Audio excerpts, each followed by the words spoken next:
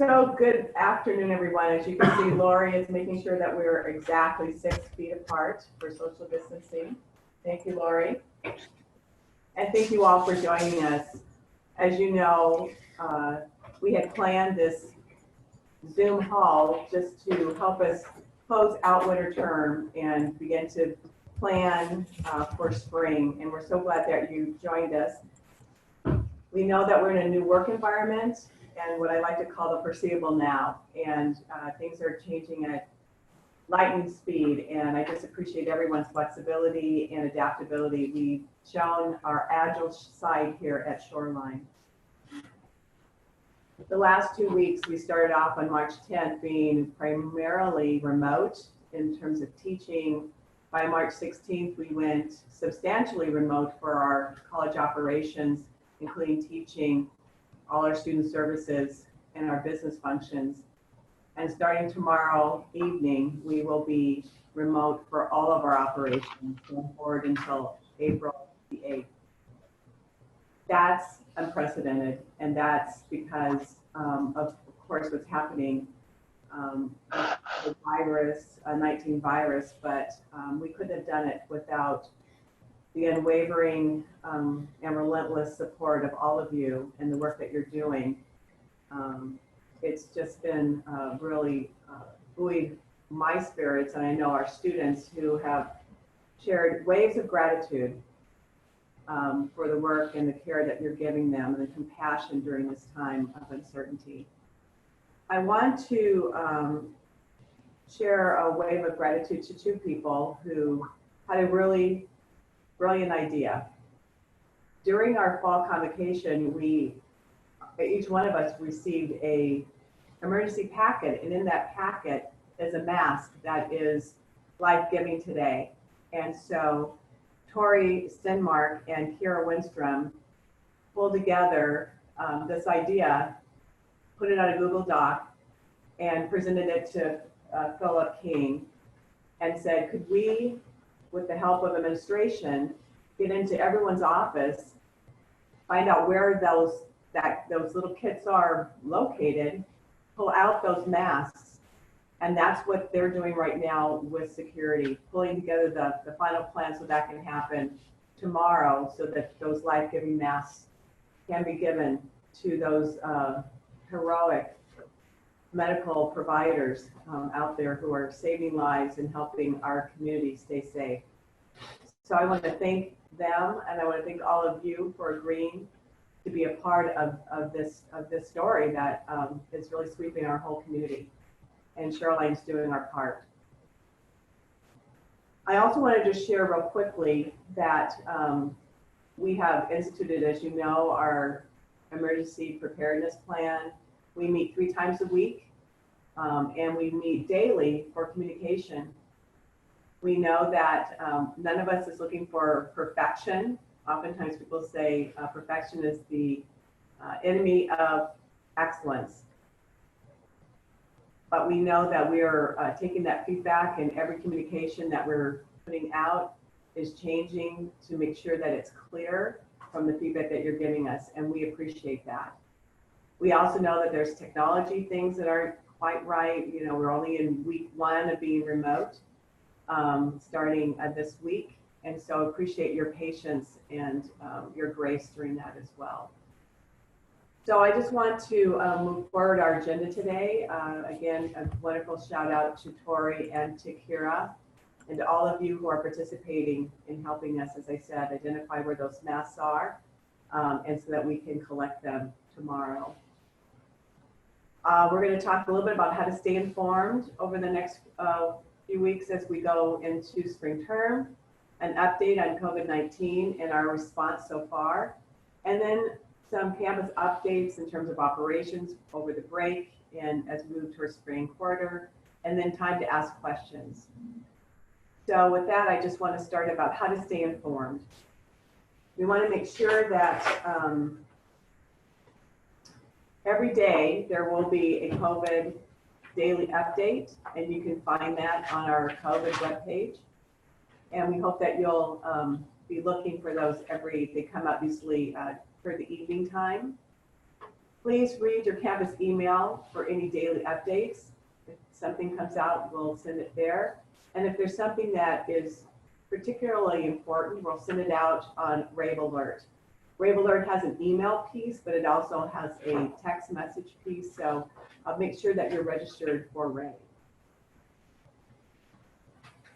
I'd like to invite Mary Burrows, who's been our liaison for all health related responses and has just done an incredible job. Oftentimes we talk about trying to clone Mary, but Mary's going to speak a little bit now about how to stay safe under this new executive order of stay home and stay healthy. Mary. Thank you, Cheryl. So as of today, we have 58 reports of illness or symptoms that have been reported through the COVID-19 report form on the webpage. Of those, we have 3 confirmed cases of students who have been on campus with COVID-19. We're following the guidance from the King County Department of Health as far as following up with those students and also following up with the faculty, staff, and other students that may have had exposure. One of the questions that I've had recently that I want to speak about is your responsibilities related to reporting and maintaining FERPA privacy.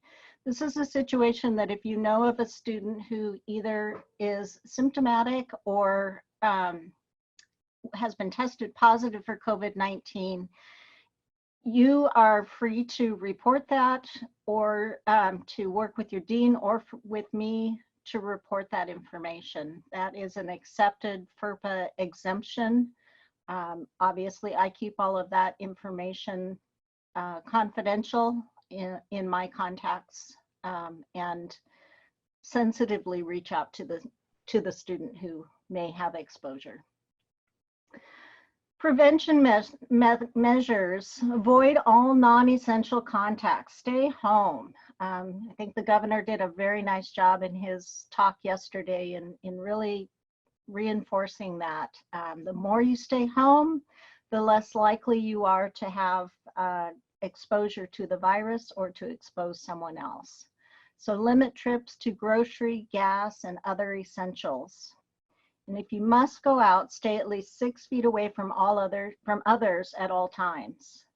If you're standing in a line, it needs to be a 6 foot apart line. Do go out for exercise. Do not gather as a group except for those who live together. Families can be in a group, but no larger groups than those that you live with. Make sure you wash your hands and avoid touching your face, and sneeze and cough into a tissue or the crook of your elbow and wash your hands after. I think next is Philip King.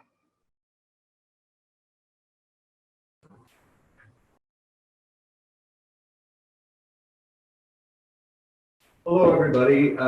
So the updates coming from the student learning side have to do with a little bit that touches on students themselves, but insofar as we talk about the training. So as I cover that, there may be some overlap with Derek Levy's presentation as well.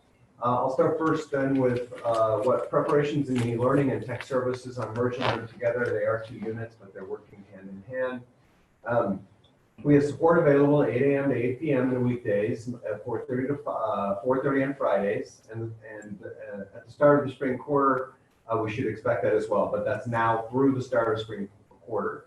As an aside, now mentioned here, for the first 2 weeks that we were as we moved remote in winter quarter, so 2 to 3 weeks ago, we were open on weekends as well, and they checked traffic. We did not have a lot of traffic, so we have not opted to open weekends, but we are open to that consideration for the future. We're just trying to monitor where access and need are. As it relates to equipment, there's quite a bit of equipment that has been needed and distributed. There may be more as we also then think about spring quarter. We've had a variety of very interesting requests just to make sure we support faculty predominantly who now are teaching in another location. And as they're doing so for extended periods of time, they're experiencing new unique setting, and then they're thinking about new things. So, you know, laptops have been delivered in some cases, monitors, although not mentioned here, potentially could also go home. Those are the kind of things. One, think about what you need. Two, be talking to your dean. Three, you can contact TSS directly they can assist you to the extent that at least identifying what solutions might be for you. Remember, we have Zoom Pro accounts that are available again. We did run out and then we got extended again, and there's a request on the PowerPoint presentation here for that. And if there's more specialized equipment that may be needed, please contact your dean or TSS. We don't want that to be an impediment. Contact them directly and we'll see what we can do to try and accommodate you in your situation. I do comment that this is again around student learning. I do know, again, as we all know, as we move more remote in the next couple of weeks, you know, the entire college is also working from home. So it may not just be faculty we speak to. This could be, you know, staff, line staff working and answering the phone. So remember that as well. Next slide. Student learning. So I'll next comment on faculty training options as we think about readiness for spring quarter. As a college, this college has actually much higher number of online courses being taught in regular terms. So there's a sense that in many ways, a lot of you have already really prepared, both because we've developed online materials, developed fully online classes, or developed web enhanced. The trainings that you see up on the slides in front of you today are representations of similar trainings we've run before that are the combination of what we might call quality matters. We have our own version here, and best practice. The March 30th through April 3rd, of course, does obviously take over the top of spring break. We know faculty are not in contract, but we want to make sure that we're available and we provide an opportunity for people to access training if they feel that that would be more appropriate for them at that time. The predominant training, as mentioned in the first bullet, is asynchronous. So you'll have the option of signing up, doing it as you can, as you need. There may be some synchronous trainings that are set up so that there are certain times to connect. I believe those will be recorded, so you can also pick them up later. The predominance of next week, though, will be around foundations, and you see the bulleted list there.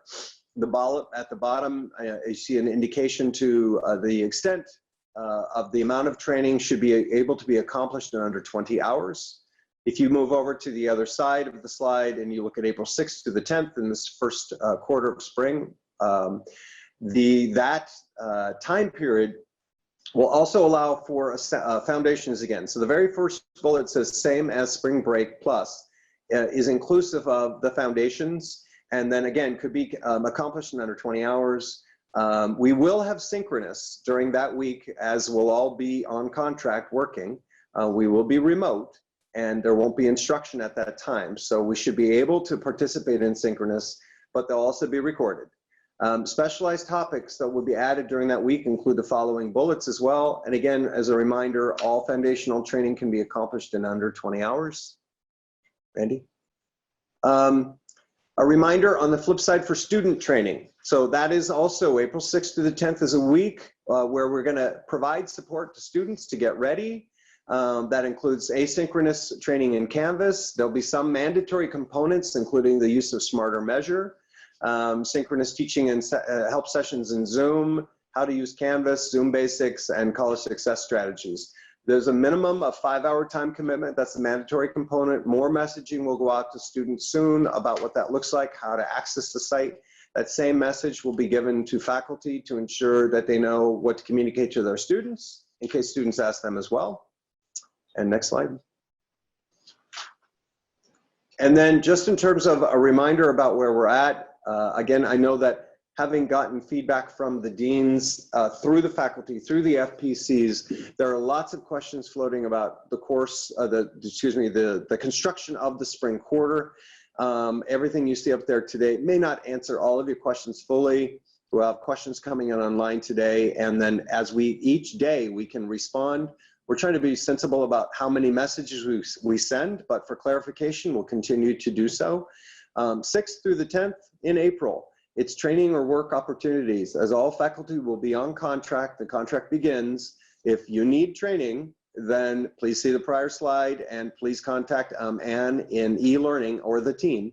And then if you've already had that training, and then I'd also say continue to develop your course shells, support other training efforts as necessary. We're happy and willing to work with you in any way. We are asking as a college, in a previous message I'd indicated to not try to open your shell before April 10th. As a college, that would be helpful. But I do know that many of you begin early in communicating with your students. And the only thing we do ask is that as a college, we're not beginning instruction until April 13th. We're going to begin together and not to begin that early. So if you want to open your shell early, here's my message to you to do so. I know that may seem counter to a message you received earlier this week, but we're trying to do things uniformly. I apologize for that, that difference in message. As we then look at the term, April 13th through June 19th, that is your full term of instruction, fully online for the term. The expectation is we're building a fully online term. We may have heard other dates as they indicate from the governor or others that we may be able to return. We are not, that changes day to day. So the expectations are planning for fully online. There are exceptions, courses that are still being finalized with your deans. That's been going on for the last week. We'll do some more of that tomorrow. We'll be communicating it out broadly, but predominantly that's being managed between the instructor or the department and the dean, and is related to the exceptions that are allowed per the governor that have to do with clinicals, labs, predominantly in Prof Tech as well. And it may be in some cases we may not hold a course because it's not possible. So a very limited number, plan for fully online exams, plan for fully online final exams. All courses will run through June 19th. And we're asking you incorporate your final exam into the final week of instruction as a final assignment or an exam. And I'll turn it back over to, I think it goes to Derek next. Derek, over to you. Good afternoon. Hope everyone is doing well and being safe. Just some updates from Students Equity and Success around student services. The college continues to provide campus services in remote formats, all the units.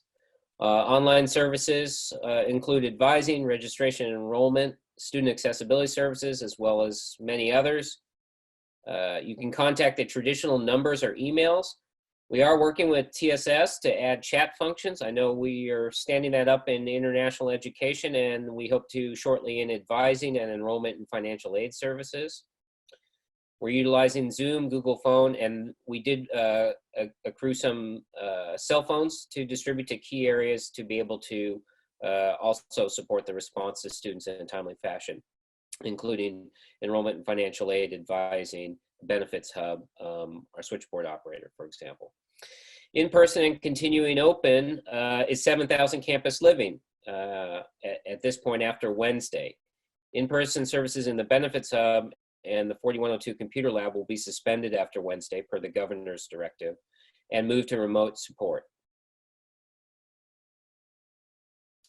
Regarding operations, most employees in student learning leadership and students equity and success have completed teleworking agreements and are working remotely via desktop access, and we're getting everything established with any last folks that don't have everything they need. And many were issued college laptops to support their access. So again, another shout out to our friends in eLearning and TSS for all the work they've been doing. Career education options, Human Development Learning Center North, essentially the instruction that occurs through Students Equity and Success, finished the quarter online and are set up and will be providing instruction online for spring quarter for the duration. Enrollment and financial aid services will be updating the important dates for spring quarter, allowing for additional time for students to add and drop classes, get the 100% refund, etc. Given that instruction will be starting a week later, we'll be shifting all the dates, and we will be getting that up very, very shortly and pushing that out to everyone, especially students, so that they aware of their options given the change in the time frame. New student orientation begins online this week, and staff will be following up with students in other ways, electronically and by phone. 7,000 Campus Living will continue to provide residence for students, but also allow cancellation of housing license agreement by April 8th for residents who wish to move home for spring quarter, and the residents have received that message. Staff are developing passive and remote virtual programming to engage and support students while maintaining social distancing or distance socializing. NWAC has canceled spring athletics, so our teams are not practicing or participating in anything for women's softball and men's baseball. Online intramurals may be offered for spring quarter. We are looking at offering a couple classes to try that online through Zoom, so look for more information about that, open to the college community. A reminder about some canceled services, event rentals and outside contracts, and intramurals for winter were canceled. Again, we're revising that for spring in a limited fashion. And then all our student life programs, club events, and other activities that aren't delivered remotely. And that's where this team is really spending some effort, is trying to build that remote capacity. And I think I'm turning it over to President and Veronica. Thank you. Thank you so much, Derek. Veronica.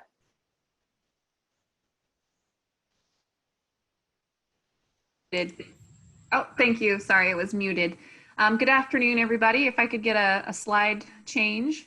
I'm just here to give a few reminders about the resources we have available for our employees. First of all, I want to make sure that you're all checking out our COVID-19 webpage. It is front and center on the college's website at the top. You can click on the banner and get to a list of resources and information. It's actually been reformatted to include common questions that we're getting with resources listed under each one. One of them that we're passing out as a resource is the Employee Assistance Program. This is an online resource for several items that can help support teleworking and just general wellness of employees while we go through this uncertain time. We also wanted to call out that there will be an employee-specific web page that is being developed and should be out by the end of this week, early next week, as a collection point for all resources specific to employees. And there will be a link to that on the COVID-19 webpage, as well as it will be blasted out to the campus as soon as it's live.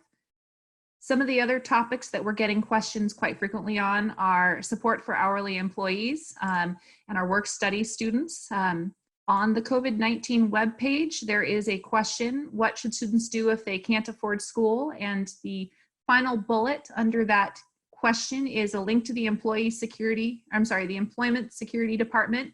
And unemployment has adopted emergency rules that allows those hourlies or work studies, or frankly, any employee who's had a loss of hours or their position because of COVID-19, to be extended unemployment benefits for that category of need. So I would encourage anyone who has hourly employees to reach out to them and remind them of that option. We did send an email out last Thursday to all of our current student and hourly staff, and just really want to make sure they see that message is available. We've also had a question about whether unemployment benefits would be contested by the college, and they would not. We really want people to use this resource. It's there for you. Please share it out.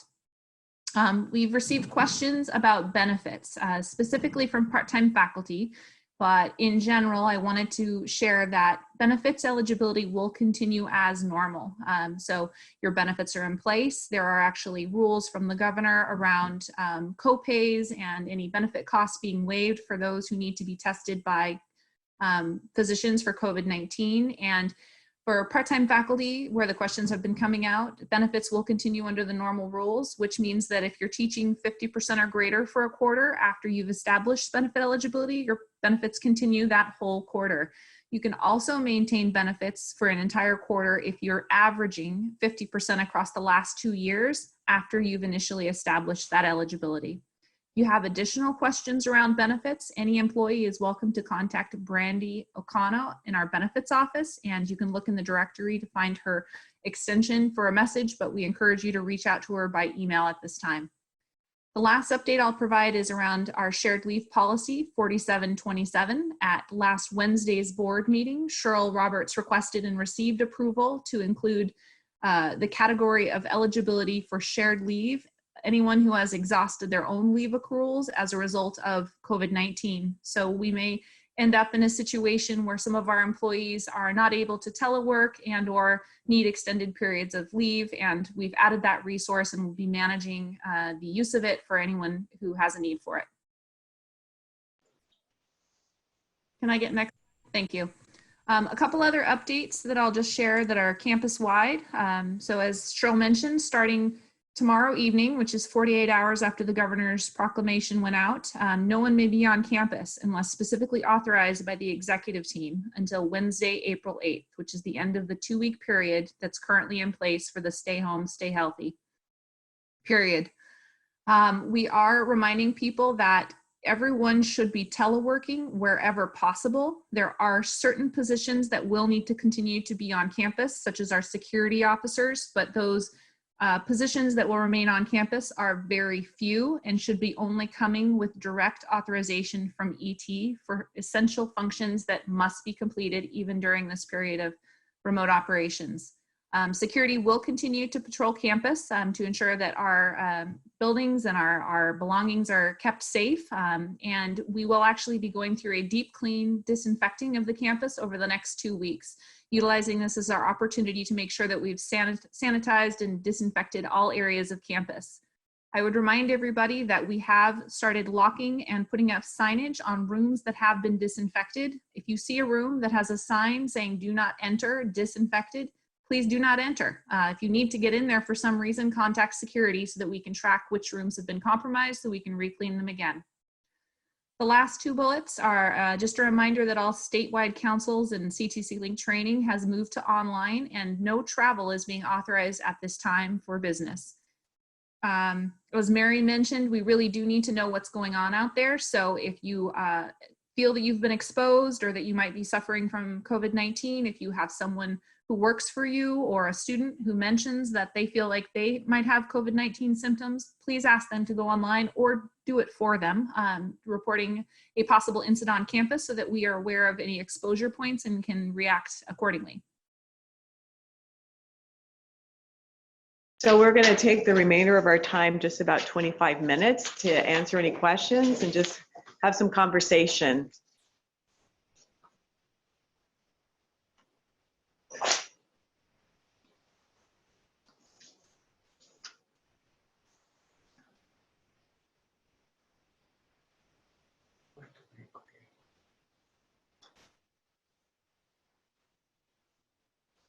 I don't know what the question Oh, I think is. it's about the masks. I think. Oh, got it. So do you want to talk about that since you're? Sure, yeah. So we're going to answer. We should probably share the question first. Yeah. So the question that was asked was, when did we agree to allow anyone to go through our office to do this? I think you can give these out and then take them back at will, should this not be voluntary action. Completely agree. This was an action undertaken. I think the president indicated that Tori and Kira had made some contact. This contact was also made through Faculty Senate, and I've actually had some other contacts from other individuals as well. So I think there were multiple involved, but it was a request. 1, 2, they developed a form. The form went out in the faculty listserv. It also went on the classified listserv and the admin listserv. And you have an option by filling out the form to indicate that you wish to participate, and that basically guiding them to where it would be in your office.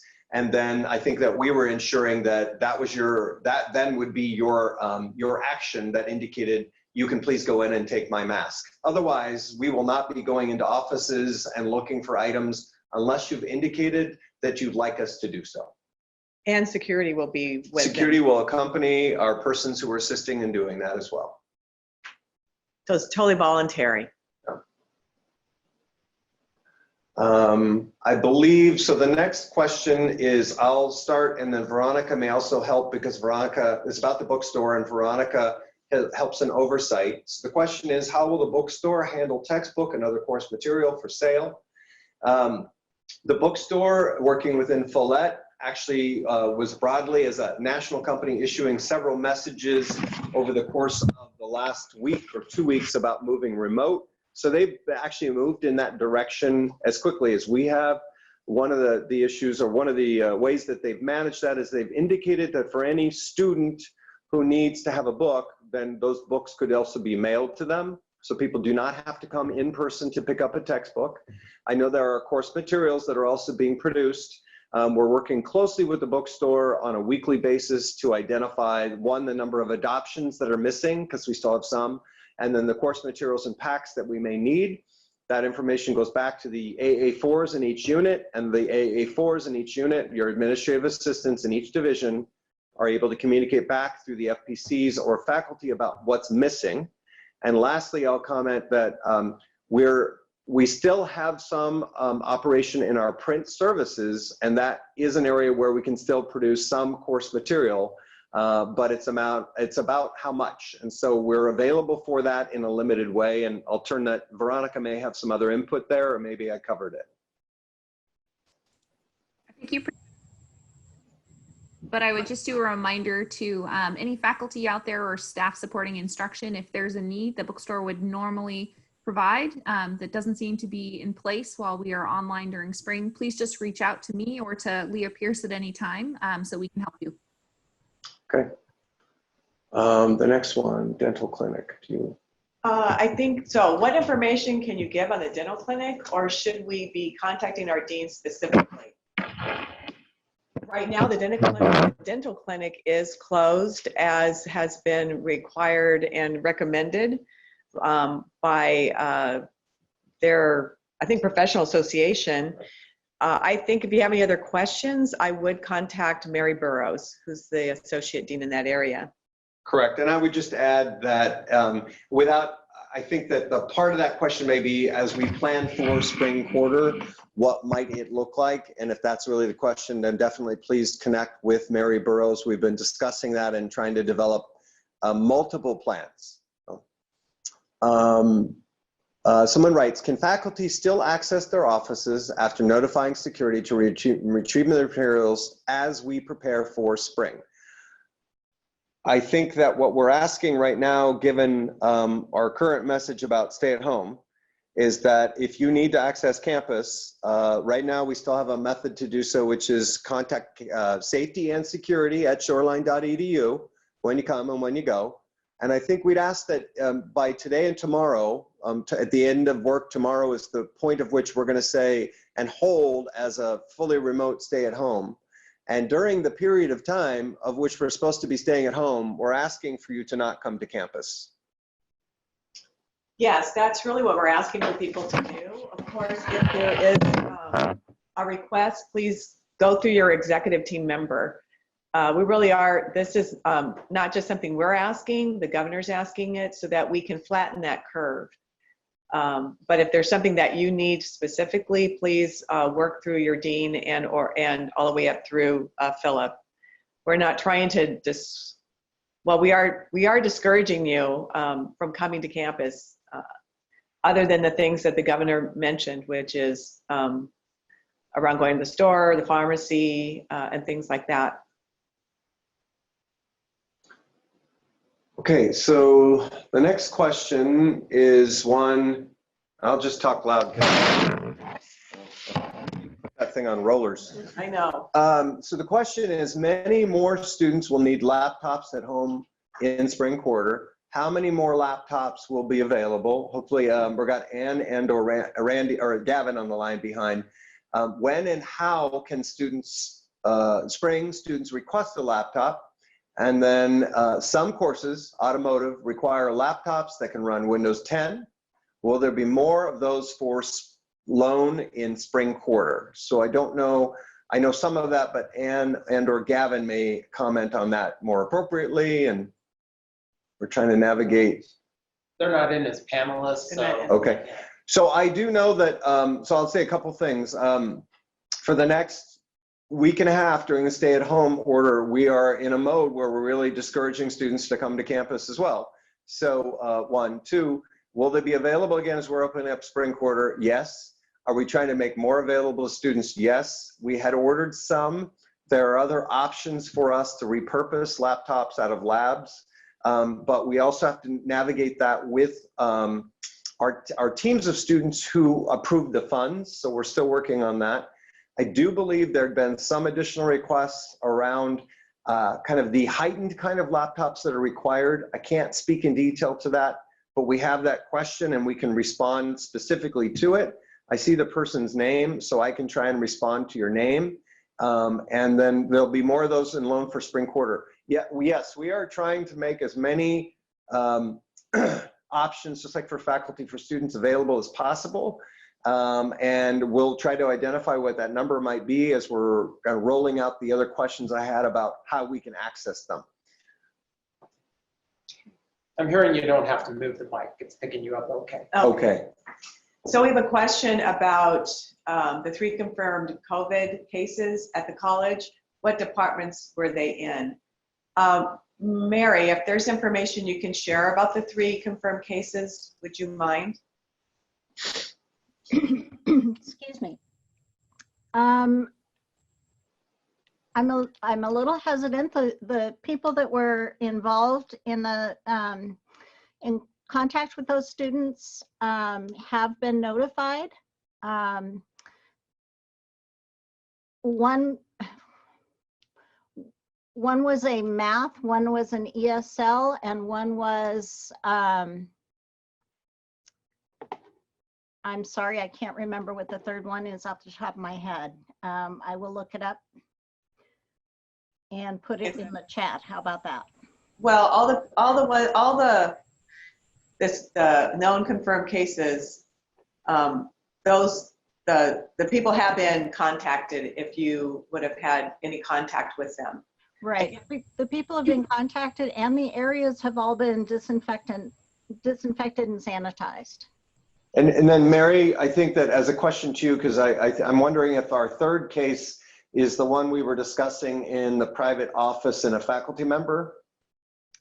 No, that's not correct. Okay, different issue. Okay. So again, it's one of those things where it's the balance of rights of the person, as well as making sure that we're notifying people who may have been exposed, and those folks have been notified. So if you have not been notified, then there's low risk or no risk. Would that be a fair statement, Mary?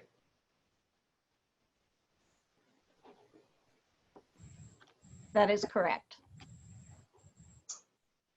That is correct. Thank you. I'm quite concerned about our part-time faculty and whether they are going to be financially secure. What are we doing to protect our most vulnerable colleagues?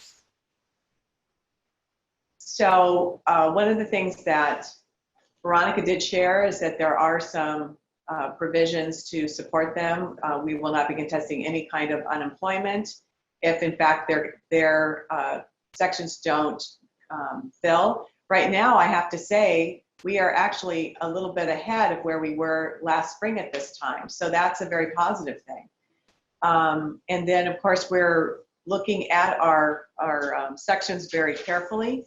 And we would like to have as many sections go as possible, but also being aware that we do have a budget impact. At the same time, we know these are extraordinary times, and we want to make sure that we can provide employment to as many people as possible during this, as I said, this unprecedented time. Do you want to make any other comment than that? No, the only other thing that we commented on was that, and the dates are still yet to come out.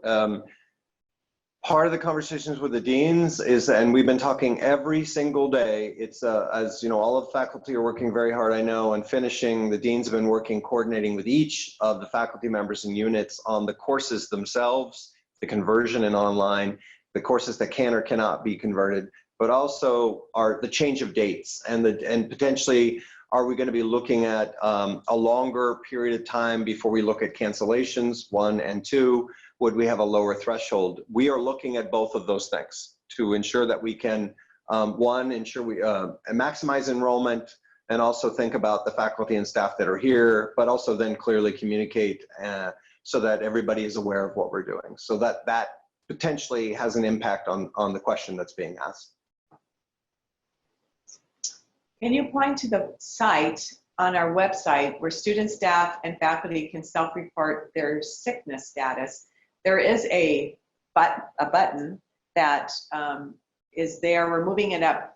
It used to be up very close to the very beginning of the website, to the COVID-19 website. And we're going to move that higher on the website, but it's prominent there. Cheryl? Yes.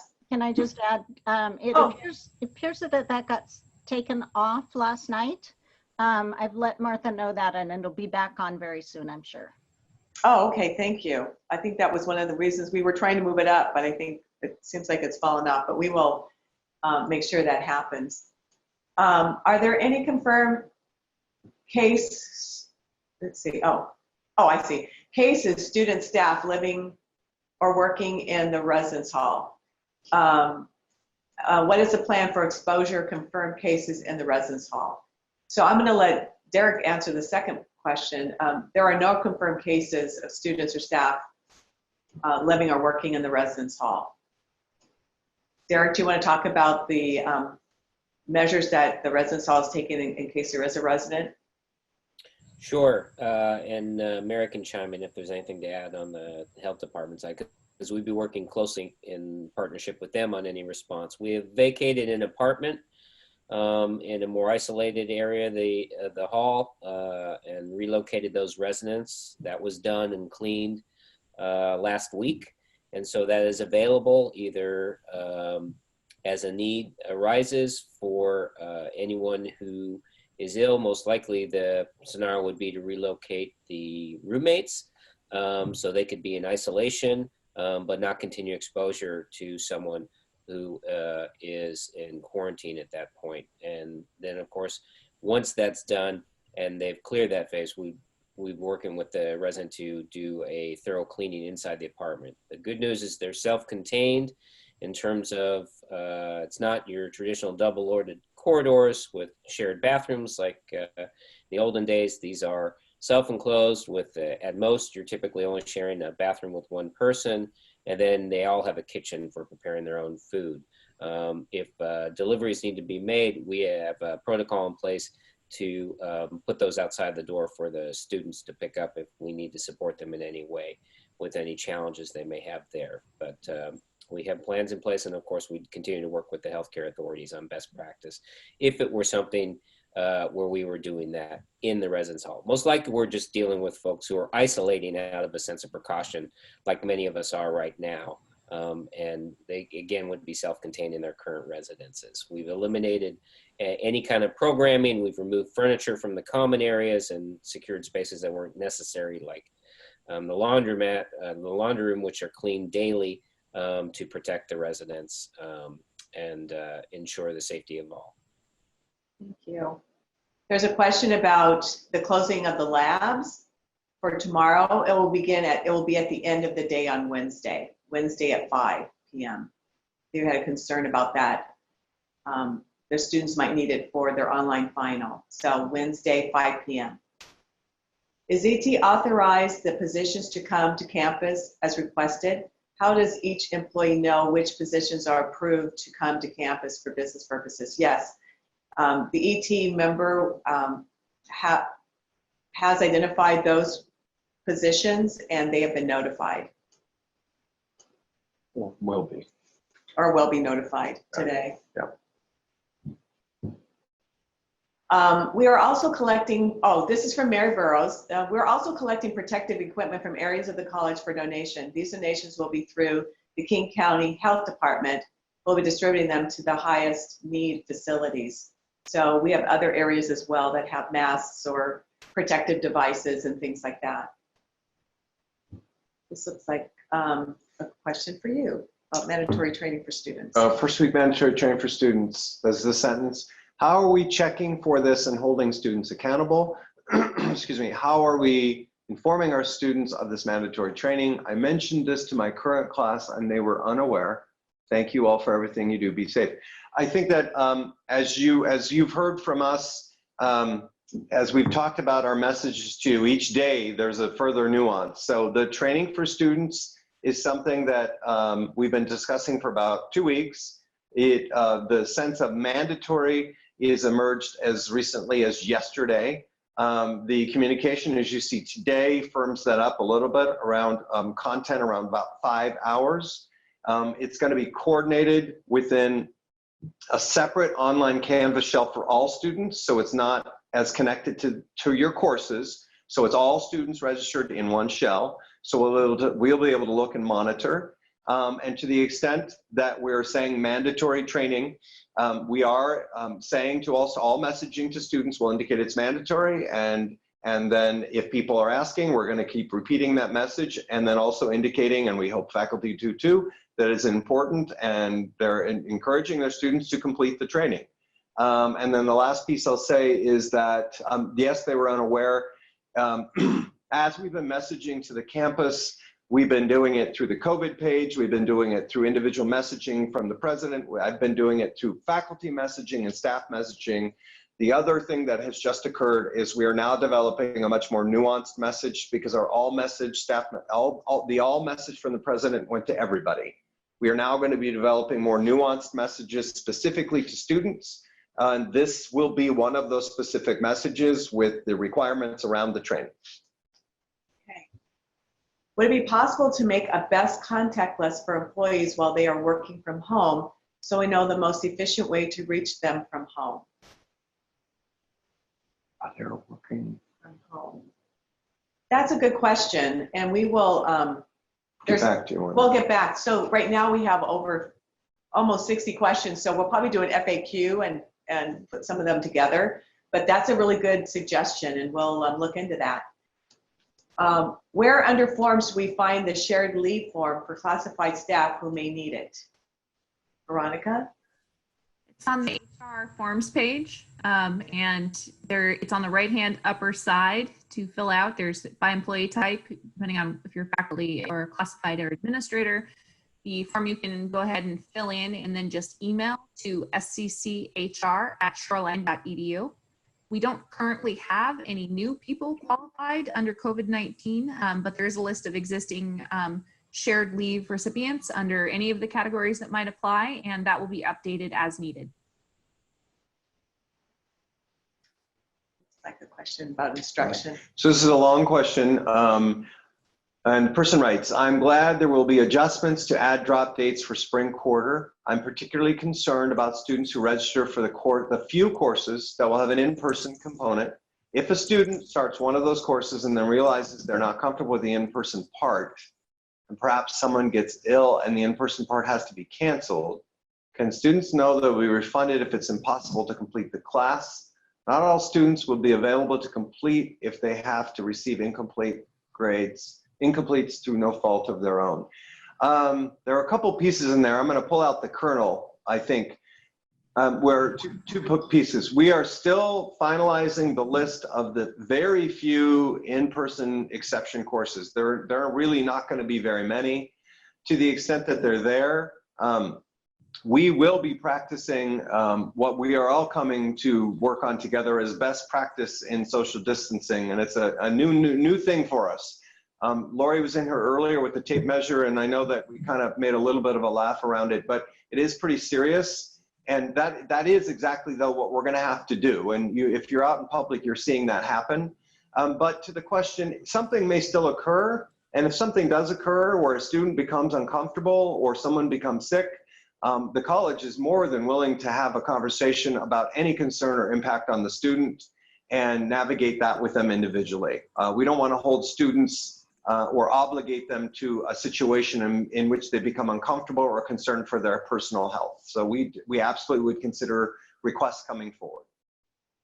The next one's Me? instruction.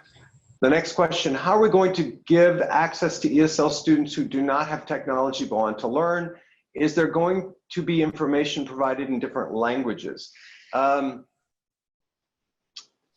So I think that, and I see the person's name, I'm not sure if I'm familiar, I think this is a part-timer, so forgive me.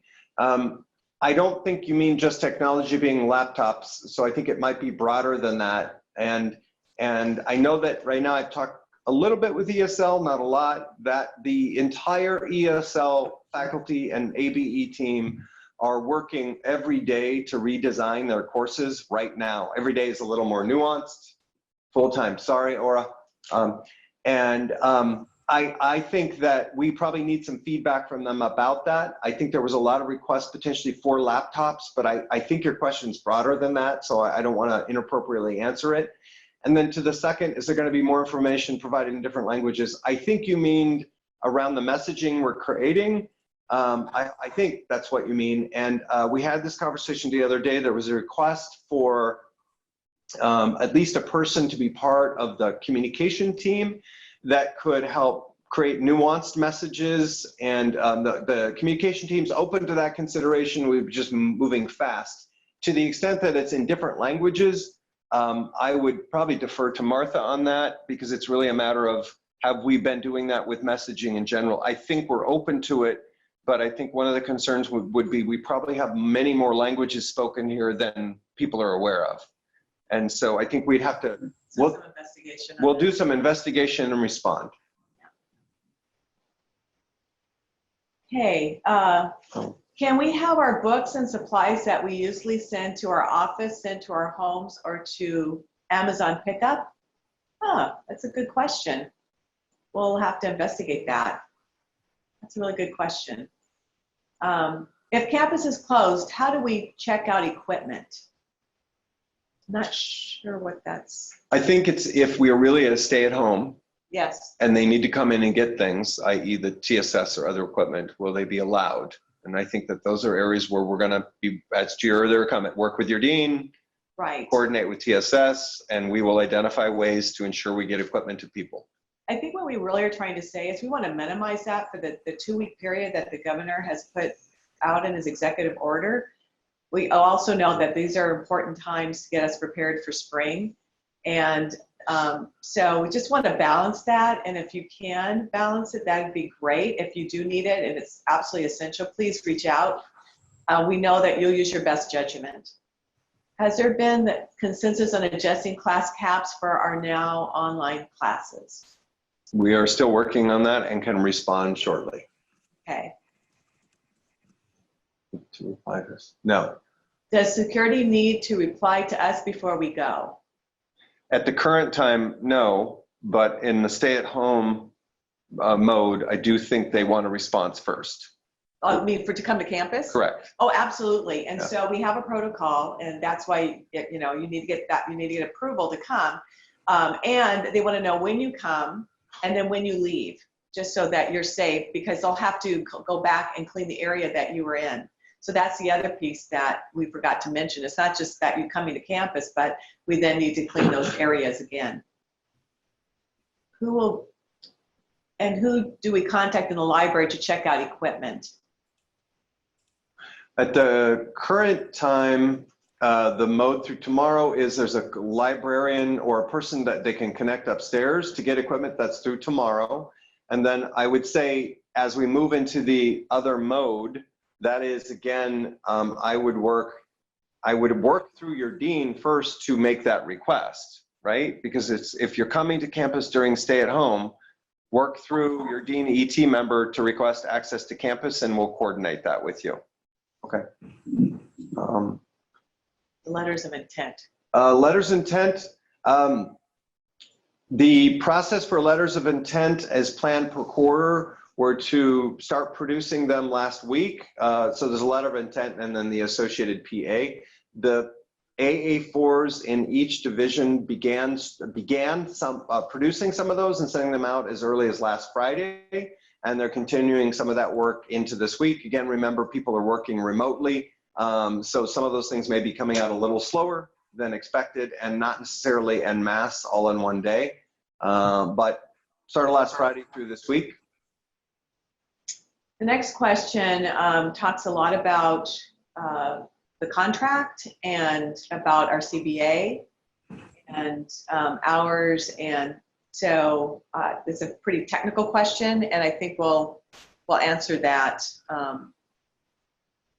going forward. Yeah. In a Q&A or yeah, as in a a Q&A. or as a direct response. So we can do that. Yeah. We do see the person's name, so we can have a direct response. Yeah, we'll give a direct response. It has to do with hours and working online and all that. Important questions to answer. We'll definitely do that. Work study, I think. Yeah, work studies are enrolled in spring quarter. Will they still be able to get work study? That's my understanding right now, that they're able to get work study. Right now, we had that question at executive team this morning and trying to figure out how many students have work study and how many are state and how many are federal and how we can support them. in this, okay, let's see. So again, another CBA question about compensation, working online, and we'll address that in a general response so everyone can see our response to that. Where is the form to donate masks? So that request comes directly from a person who wrote, and so the person who wrote, I will directly send you the link for the form right now. If we would like to pick up a computer monitor or an office chair, who is it we should contact again? So I'm going to ask Veronica, because one would most likely be your dean, and the other might be an accommodation.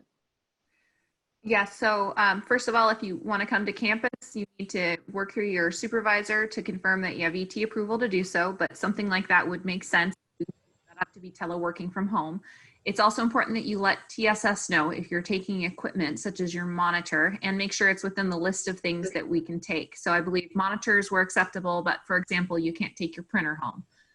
With regards to a chair, if the chair is something you need because of an accommodation, there's one more person to check in. That's going to be our HR office, just so we can keep track of where equipment is and help accommodate that move. There's a question about a low enrolled class, and Okay. One of my courses is currently at low enrollment. Historically, it was always filled, often with international and veteran students. Given these extraordinary times, we'll be holding off canceling courses early to allow students more time to determine what they want to take. Yes, in general, I'll say yes. This is, I mentioned it earlier. We generally start the cancellation process right around now. Frankly, if some people don't know, there's a quarterly adjustment meeting it's held every quarter. It was planned and is still planned for tomorrow afternoon. That's the meeting where we might have done early cancellations at that point. It's still at the same point in time related to the traditional start of the term. We'll update the FPCs tomorrow about our planned extension on cancellation and what that might look like. But specifically, we will be looking to hold off on canceling classes and hold as late as possible if we do believe there are other considerations as the ones you mentioned. And then again, we'll be communicating those dates out, go through your FPCs and deans to get to all faculty as well. We have about 2 minutes. 2 minutes left. So we have another question about federal work study, and we'll answer that. There's a CBA question. We'll make sure that gets out to everyone. What if the students don't complete the minimum 5 hours of training? Well, we're working on that as a response right now. Will the computer labs be open next quarter?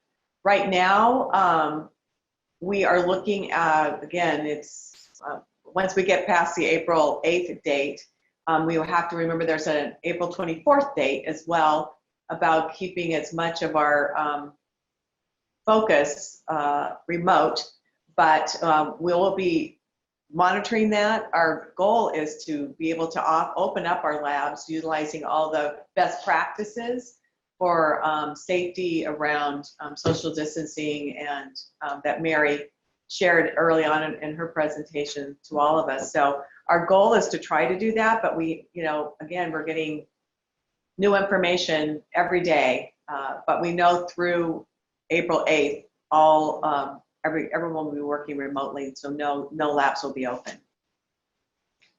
We're getting close to the end of our time. I believe that there are maybe 50 or more questions that we will answer in a Q&A going forward. Please be patient with us. We try to get out a communication that's timely every day, and we know that you've got really important questions to help you keep serving our students well. I want to let you know that we all, including myself, just have unwavering confidence in the work that you do, and trust all that you're doing in support of our students, to inspire them, to motivate them, to serve them, and to teach them. And we're here to provide those conditions for you to be able to do that. I want to thank you so far and for all the things that you've done to this point. It's just been unparalleled, and I'm so prideful to be part of Shoreline. We're one of the few colleges that got ahead of this and closed early, and we're able to do it because of your resolve to serve our students and to care for each other in ways that make it so for our community, and I want to thank you. There's one more slide I want to share with you because we want to have another conversation, another Zoom hall meeting on April the 7th, 2 to 3, to usher us into the new quarter, and then we'll have our campus budget update as scheduled on Thursday from 1:30 to 3. Both of these will be remote. So again, be safe. I think the term staycation has a new meaning as we approach spring break for many. And for those of us who are continuing to prepare our students to start well for spring, so grateful and so appreciative for all of the work in preparation for that. We know these are long days, relentless work, and we're pursuing it because we have the heart for the work and for our students. And again, I'm so grateful. Be safe, and look forward to talking to you soon.